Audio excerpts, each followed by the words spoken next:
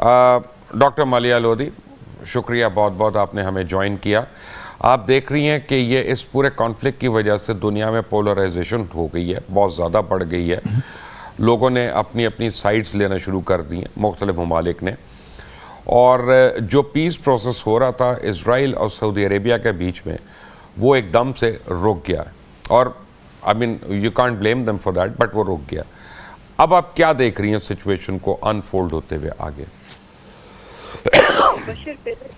مبشر پہلے تو میں یہ کہوں گی کہ اس وقت جو اسرائیلی نان سٹاپ اٹیکس اور بمبارڈمنٹ ہو رہی ہے غازہ میں، جس سے کہ قتل عام ہو رہا ہے اس وقت فلسطینیوں کا، اس کے بارے میں میں یہی کہہ سکتی ہوں کہ افسوس ہے کہ مغربی ممالک جو ہیں ان کو یہ نہیں نظر آ رہا کہ اس وقت غازہ کا جو ناکہ بندی کی ہے اسرائیل نے، وہ ایک وار کرائم ہے.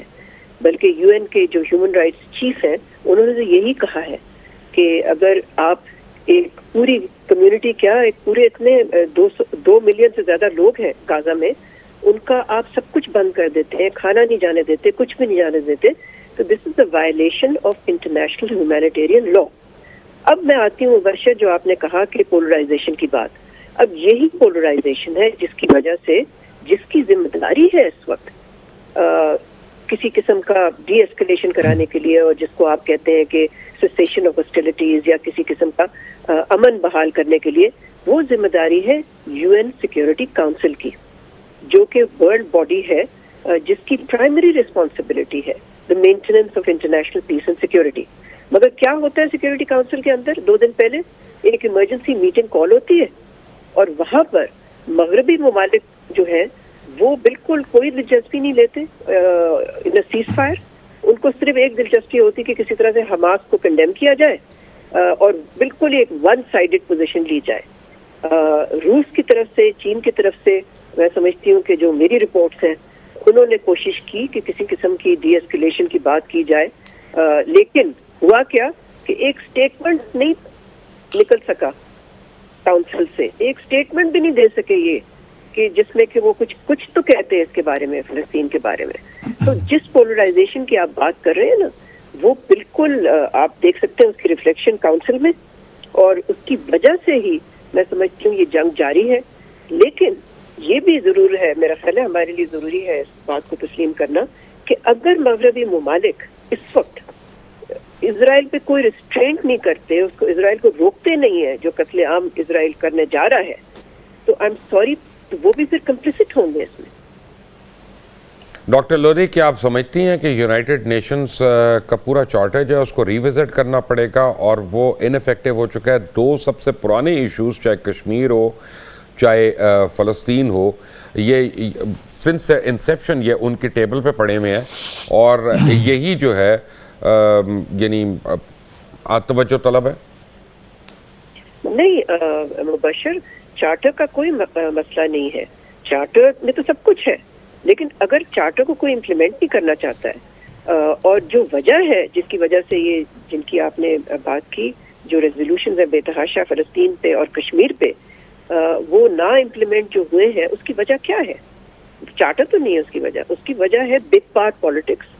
جو بگ پاورز ہیں وہ ہونے نہیں دیتے اس کی امپلیمنٹیشن، اور بگ پاور وہی ہے جو مغربی پاورز ہیں.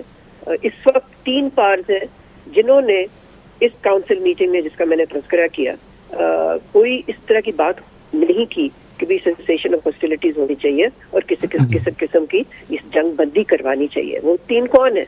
یو ایس، یو کے، فرانس. تو یہ تو بڑی افسوسناک بات ہے کہ دیکھیں، charter is like a constitution. ہمارے ملک میں بھی ایک کانسٹیٹیوشن ہے، تو اس میں تو کوئی خرابی نہیں ہے، مگر اگر کوئی امپلیمنٹ نہیں کرتا یا وائلیٹ کرتا، ٹھیک ہے. اب آپ کو لگتا ہے کہ جو سیناریو ہے اس میں آپ حماس لے لیں، حزب اللہ لے لیں، سیریا کے آپ باغیوں کو لے لیں، آپ یمن کے لوگوں کو لے لیں، تو مڈل ایسٹ کے سارے کارڈز پہلی باری ایران کی جیب میں پڑے ہوئے ہیں؟ لگ رہا ہے آپ کو ایسا؟ آئی ڈونٹ نو کس حد تک ہم یہ کہہ سکتے ہیں، بیکاز دیکھیں اس وقت جو صورتحال ڈیولپ ہو رہی ہے اس میں تو ساروں کا ہی لاس ہے میرا خیال ہے، اس لیے کہ سب سے زیادہ لاس تو فلسطینیوں کا ہے. تو اس وقت تو میرا خیال ہے ایران کے بارے میں یہ الزام لگا رہے ہیں مغربی ممالک. فارملی تو نہیں کہہ رہے مگر ان کی میڈیا شیڈیا تو ضرور کہہ رہی ہے کہ ایران جو ہے اس نے حماس کو اسلحہ دیا اور ٹریننگ دی. حالانکہ ایران کے جو سپریم لیڈر ہیں ان کو آج ڈینائل دینی پڑی اس کی اور کہا کہ جی ہمارا اس سے کوئی تعلق نہیں ہے لیکن ہماری سولیڈیرٹی ہے فلسطینی عوام کے ساتھ. ڈاکٹر ملیہ کل سوری ٹو انٹرپٹ میں نے کل بی بی سی خود سنا ہے وہ کہہ رہے ہیں $100 ملین پر اینم ایران دے رہا ہے حماس کو. دیکھیں مبشر جو ویسٹرن میڈیا کا حال ہے اس وقت میں کیا کہہ سکتی ہوں. آپ سوشل میڈیا پہ جائیں اور دیکھیں کہ لوگ انہی کے لوگ یعنی کہ مغربی سٹیزنز کیا کہہ رہے ہیں اپنے میڈیا کے بارے میں. ون سائیڈڈ اور بالکل بالکل فوکس نہیں ہے کہ فلسطینی عوام پہ اس وقت کیا گزر رہی ہے. تو اگر بی بی سی کہتا ہے یا کوئی ویسٹرن میڈیا آؤٹ لیٹ کچھ کہتی ہے تو I am not prepared to believe that. ٹھیک ہے. آپ کو لگ رہا ہے کہ یہ عنقریب یہ جنگ ختم ہو جائے گی یا رک جائے گی کرٹیل ہو جائے گی یا یہ چلتی رہے گی؟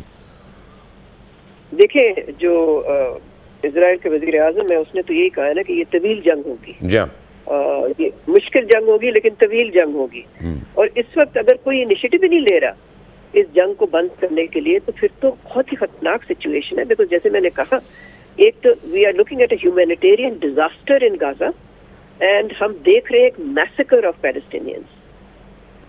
Y is Pakistan silent over it Maleeha Lodhi? نہیں مبشر سائلنٹ تو نہیں ہے. ہمیں بڑی ڈورمنٹ قسم کی سٹیٹمنٹ ہے نا وہ بھی 3 دن کے بعد. ہاں آپ کہہ سکتے ہیں کہ بڑی کوشس سٹیٹمنٹ ہے. میرا خیال ہے ضرورت اس بات کی ہے بیکاز اب ہم جو دیکھ رہے ہیں جو ہو رہا ہے غازہ میں ضرورت یہ کہ پاکستان کو ذرا اسٹرانگر پوزیشن لے کے we should call for a de escalation. We should call on the western powers to end their support which is leading to the carnage and the massacre of Palestinians. I agree with you. Doctor Maleeha Lodhi thank you for being with us. Doctor Maleeha Lodhi کی آپ بات سن رہے تھے. بہت ہماری سفارتکار ہیں, بہت ہی experienced ہیں اور ورلڈ میڈیا کو سمجھتی ہیں کیونکہ خود انہوں نے پاکستان نے میڈیا کو ہیڈ کیا ہے بڑی دیر.